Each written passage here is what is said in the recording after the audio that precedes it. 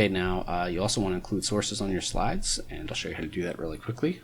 So I'm just going to jump out of this here, go back up here, and let's say in one of my points I want to add a footnote. Just go to the Home tab. If you're on a Mac, some of the controls might be a little bit different, but you should be able to find them pretty easily.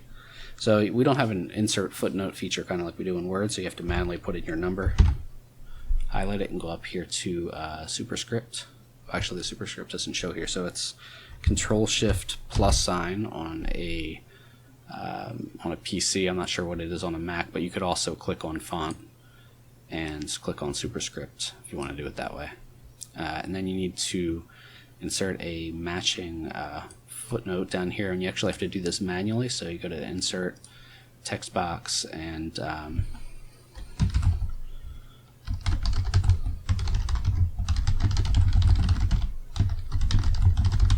so you want to put your source in Chicago style. You might want to make this a little bit smaller. It's going to be on the big screen, so it should still be legible if it's a little bit smaller. I wouldn't make it too small. You're going to have a couple of them, so you'll have to put your sources here. That way the reader knows when they see a one that they can just glance down while you're talking and say, okay, that's from Wall Street Journal or Company Report or wherever. So that's how you can do footnotes.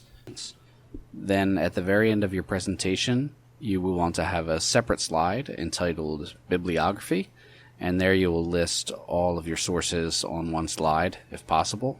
You can use multiple slides if needed.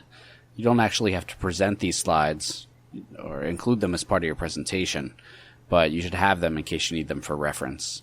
And in the bibliography, you will have all the sources ordered alphabetically by the first author's last name. So you can see examples of this in the Chicago style quick guide. So far you've been doing footnotes, but in addition to the footnotes, you'll want to include a bibliography. This is important.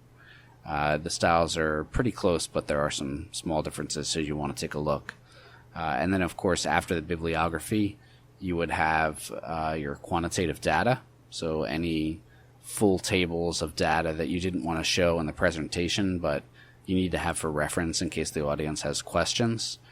You want to include those as best as you can on slides. Probably you have to put either one table per slide or one piece of one table per slide. For example, break the table into panels if they have them, or find some logical way to divide it so that you can read the text so your audience can see it.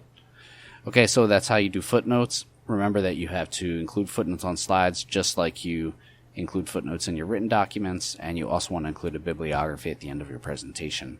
This goes for all the presentations you do for all of your courses from here forward in the Masters of Finance program. So make sure you are citing your sources now that you know how to do that.